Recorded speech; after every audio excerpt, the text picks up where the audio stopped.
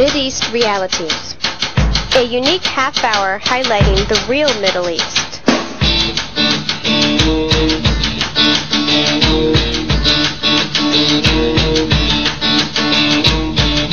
It is a program of information that government and media often misrepresent or just don't want you to know. Get the news without bias. Facts without distortion. And most importantly, analysis from the experts.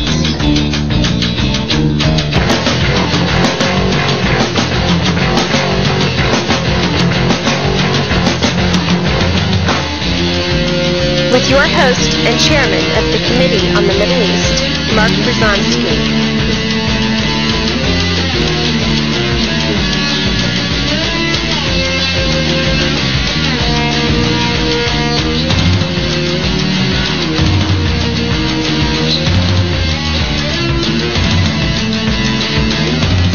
Each week, this program will feature an interview, discussion, or an event to help viewers understand the complex situation in today's Middle East, and especially the realities of U.S. policies toward that crucial region of the world.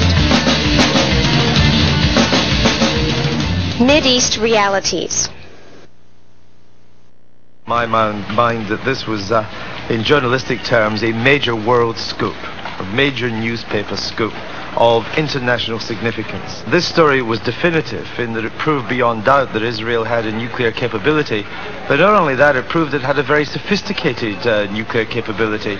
Not just a couple of bombs a year, but an assembly line of bombs using the most sophisticated and advanced nuclear technology. And the result of this story was to place Israel as the world's sixth nuclear power. As a result of what we got from Vanunu, it was now clear that Israel deserved to be up there alongside France, Britain, China as a major nuclear nation.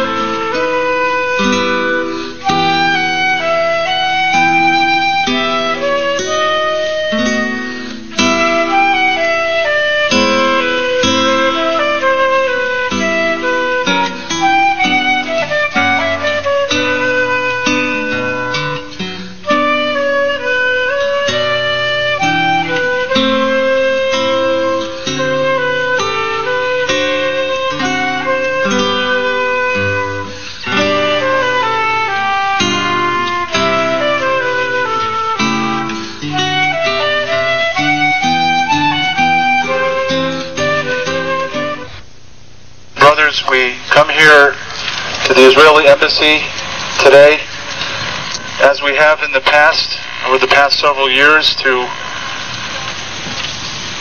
remember a brother of faith and courage who continues to languish in Ashkelon prison in Israel, Mordecai Vanunu. We are here to commemorate the 9th anniversary of his abduction and imprisonment, his 9 years in solitary confinement. And as we have in the past, we come here to appeal to the Israeli government in the name of the God of mercy and justice and compassion to release Mordecai Vanunu. Mordecai Vanunu is a former nuclear technician who worked in Israel on Israel's secret nuclear weapons program.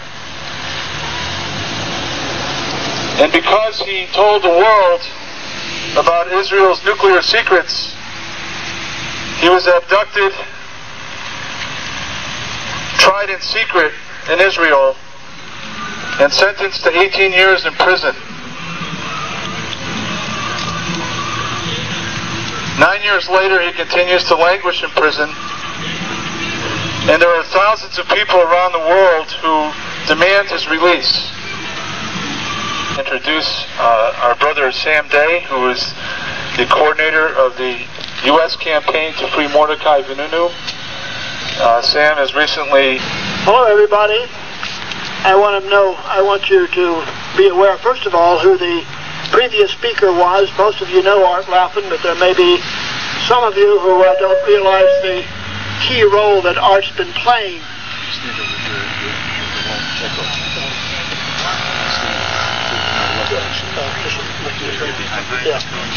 Okay.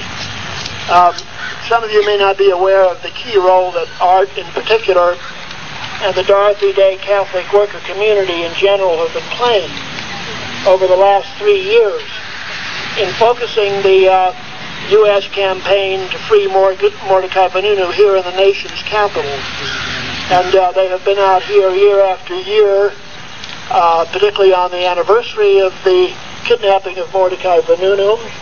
And they have been here month after month in small but very persistent vigils to remind the state of Israel through the embassy that the world is watching and that the world has not forgotten Mordecai Vanunu.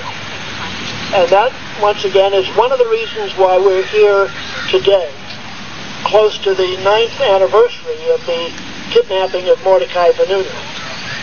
We don't have a very large number here, but we have people who believe very deeply that Israel needs to be reminded of what it's doing to one of its own citizens, of the torture to which they're subjecting an individual who acted purely out of conscience, with no motive whatever, except to share with his countrymen and with the world the deep, dark secret of Israel's entry into the nuclear weapons club.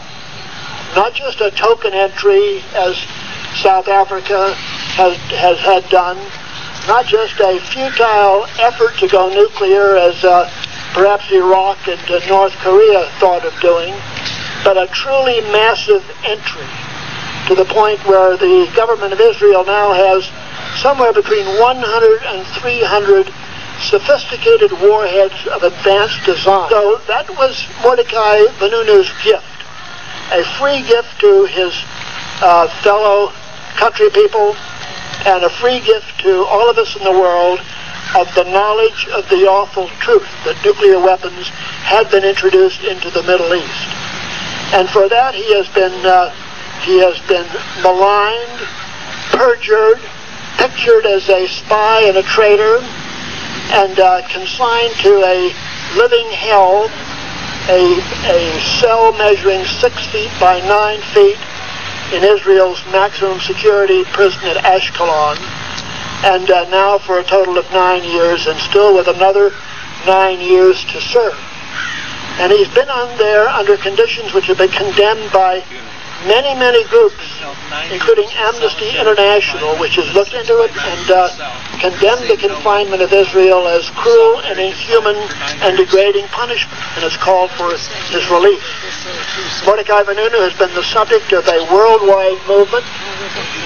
We here in Washington today are only a tiny fraction of the worldwide movement that does call for not only the release of Mordecai Vanunu, but the celebration of what he did.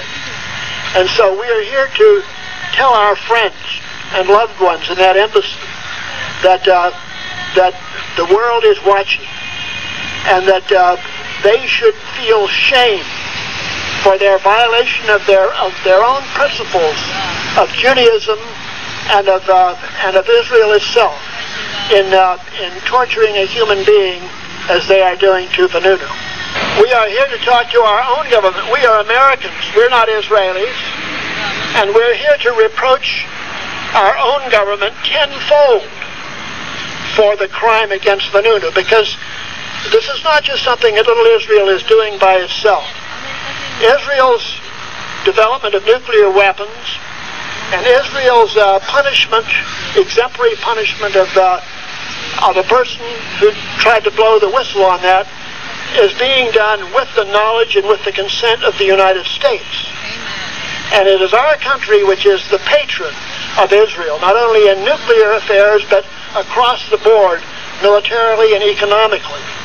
It is our country which, if it had the desire, could apply the pressure not only to free Vanunu, but to acknowledge its possession of nuclear weapons and to get out of the nuclear weapons business, which is what Vanunu wanted done.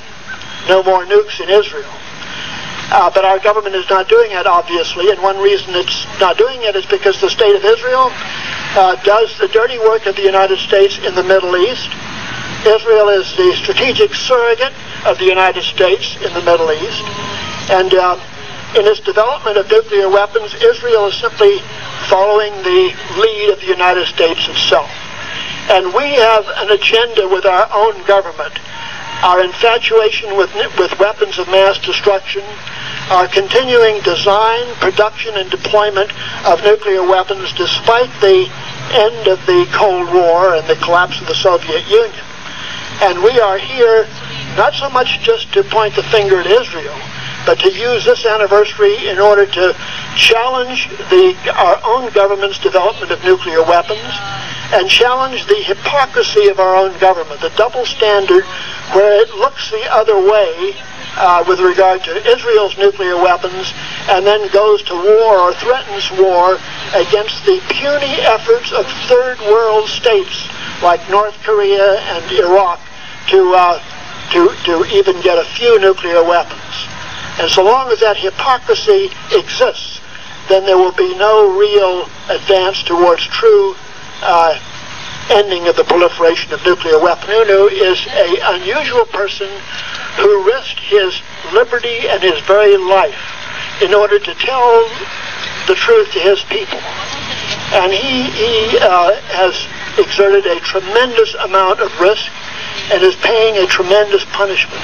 As such, he serves as an inspiration and an example to us to redouble our own efforts to address nuclear secrecy and nuclear business as usual in our own government.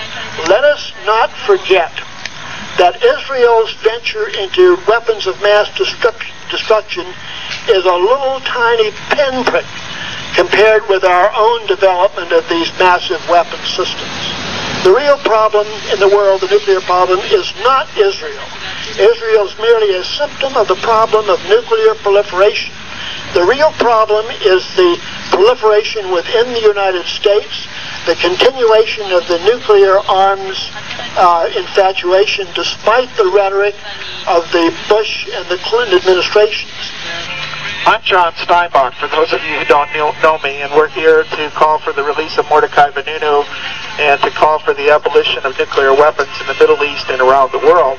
And I just heard on the news this morning, James Baker had a press conference yesterday and announced that during the Gulf War, had Iraq used chemical or biological weapons, that George Bush had made a decision to use nuclear weapons. So if anyone here has any illusions about the importance of our work and that our work is not far from over, this is just another example of the continuing real political use of nuclear weapons.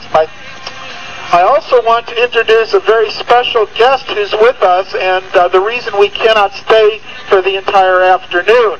Mr. Kurisu is here from Hiroshima, Japan.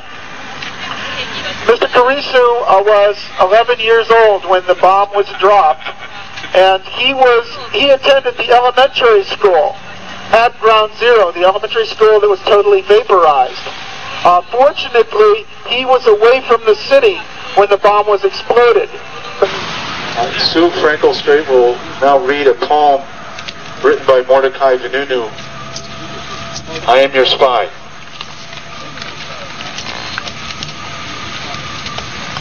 I am the clerk, the technician, the mechanic, the driver. They said, do this, do that, don't look left or right, don't read the text, don't look at the whole machine, You are only responsible for this one bolt, for this one rubber stamp. This is your only concern. Don't bother with what is above you. Don't try to think for us. Go on, drive. Keep going. On. So they thought, the big ones, the smart ones, the futurologists. There is nothing to fear, not to worry. Everything's ticking just fine.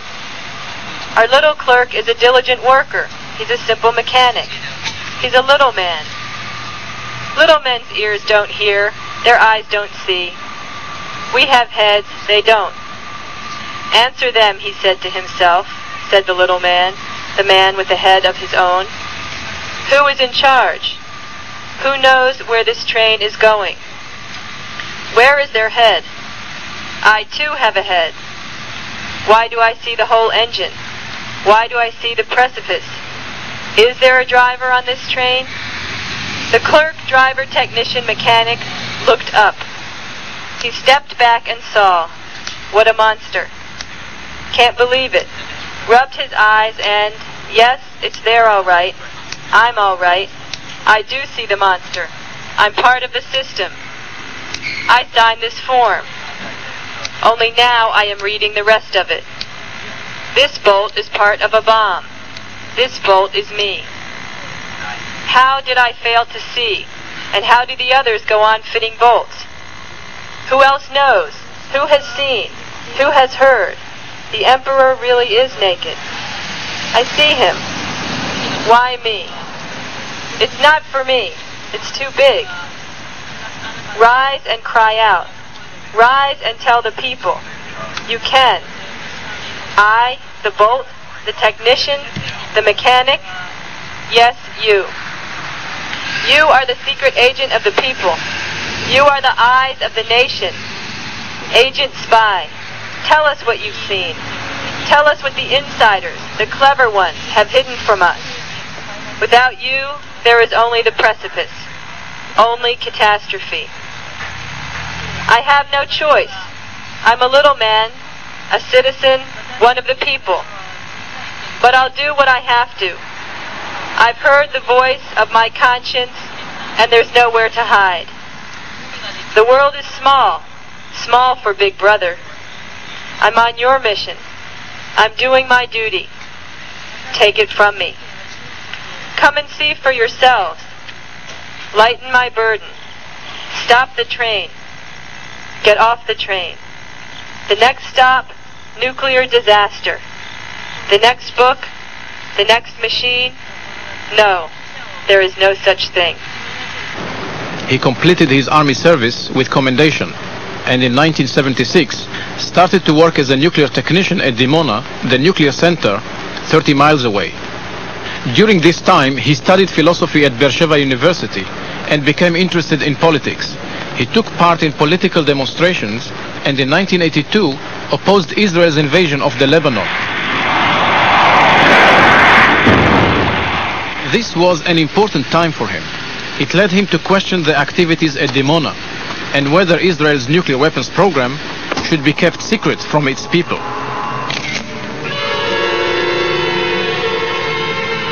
Israel has not signed the Non-Proliferation Treaty and does not allow international inspections of Dimona. The history of Israel's statements to the world and to the Israeli public about its nuclear weapons program is a long chain of lies and deception. Vanunu was considered one of the greatest traitors to the Jewish people, and I doubt that you will find much sympathy here for his cause. I accept that we're not here in a popular cause. We're here as people who passionately believe in human rights, even for those who are genuine criminals. Well, in this case, it's a very difficult decision for the Israeli government. We are aware of public opinion. We're aware that he's done something that goes deeply against the grain of the opinion of most Israelis. We respect that. But having said that, when a human being is kept in solitary confinement for 8 years for doing something in accord with his own conscience, then we feel that both the terms of international justice and the terms of Jewish commitment to humanity, Jewish commitment to the prophets of Israel, means that Israeli people should be willing, yes, if it calls for sacrifice on their part, to make the sacrifice of setting this man who has not suffered a great deal free. חשוב לדעת שגם בישראל יש אזרחים, גם אם הם מיעוט היום, שסבורים שמרדכי בן-נון לא רק שהוא לא מרגל ולא בוגד, אלא הוא איש אמיץ שעשה את חובתו האזרחית בכך שהוא גילה לעולם דרך העיתונות החופשית שישראל מייצרת נשק גרעיני מאחורי גבם של האזרחים, בלי לשאול את רשותם ובלי לעשות על זה דיון ציבורי. אנחנו סבורים שבן-נון הוא לא רק שלא מגיע לו בית סוהר, אלא הוא איש אמיץ שמגיע לו פרס נובל לשלום, ואכן הוא גם מועמד.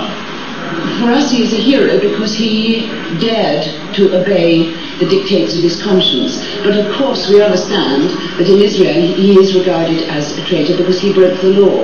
But I would remind you again of the Nuremberg principles. If only some people in Hitler's Germany had broken the law, had really broken the law, and enough people had broken the law to stop Hitler and Nazism.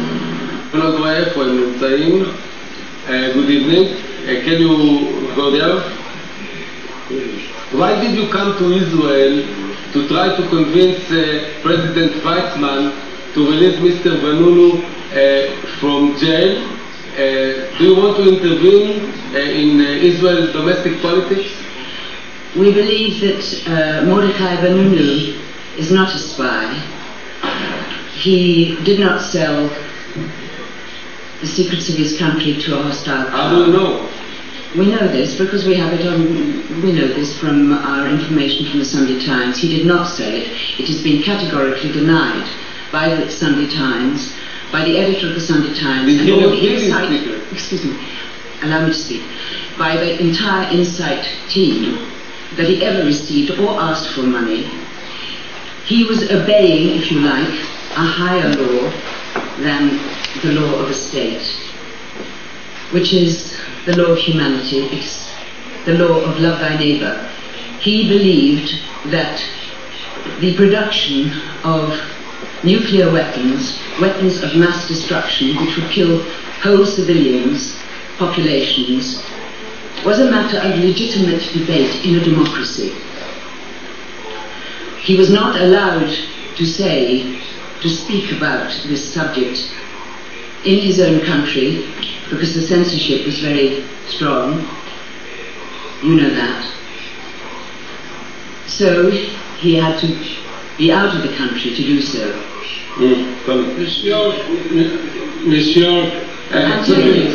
Monsieur, I must say that in the 25 years that have passed since we had lunch together for lunch, you haven't changed much except perhaps some of your ideas. Don't you think that it's not very civilized to meddle in another country's affair? We feel that this is something that transcends states and countries. This is a subject of humanity. This is a subject of the nuclear proliferation concerns us all, regardless of barriers. But you have in Britain, you have nuclear. We do, and we fight against having nuclear weapons in Britain. We are against so you must let us do with what we want to do with our nuclear weapons. No, it's our affair, it's our state, it's our lives. You haven't admitted. You will not live or die with what is happening to us. Excuse me. Excuse me.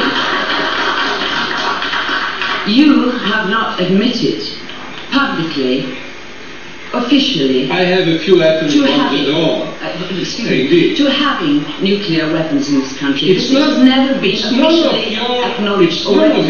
It's none of your business. But I'm sorry, I'm saying to you that I think the matter of nuclear weapons and nuclear proliferation is a matter beyond people. It is these are weapons of mass destruction which will kill whole civilian populations. Your parents and grandparents didn't really interfere when my grandparents were killed in Auschwitz. So you just feel us defending ourselves. Don't say this to me. Oh yes, I'm telling you. I'm telling you because we are defending ourselves. Your president yesterday listened to us. He had the courtesy to listen to us. He welcomed us into the presidential palace, and he welcomed and listened to us. Don't you need the courtesy to listen to him too? Yes, but he's interrupting me. He must, if he asks me questions, he must wait for my answers. But you didn't let him finish his question. But he doesn't let me finish. I see. So maybe you both will finish. Please. Please, if you want to finish your answer, please. I think, I'm waiting for our question. My question, I want you to understand something. Most people here are survivors of the Holocaust. I understand that. We don't trust your goodwill or anybody's goodwill to defend ourselves. We have to defend ourselves at the best of our abilities, and you have no moral rights. European Christians have no moral rights to interfere with our faith because you let us down once. על רקע השיחה הזאת שנמשכת במקום לבנם, אנחנו מגיעים לסיום תוכנית פופולינקה. תודה לכם, thank you, ואנחנו ניפגש בעוד שבוע בפופולינקה. You can continue to talk to him. Sure. I'm sorry, perhaps I can say to the audience, the program may have finished, but I'll say to you, perhaps if more people in my country, in Britain, had protested 60 years ago about what was happening to the Jewish people in Germany, then the Holocaust might not have happened. And that is why I respect Mordecai Vanunu, and that is why we say he's not a spy. We come to plead for clemency. No, he's not even a spy. He sold his story for good money. He did not sell his story. That is a lie. That is a lie. That is a lie for which you have no evidence. בטח שהוא קיבל כסף. בטח שזה לא. קיבל כסף. הוא לא הספיק לקבל. בטח ששווה כסף. היה פה מתווך קולומי. אם הוא היה פוגש לא באת כסף אז מה?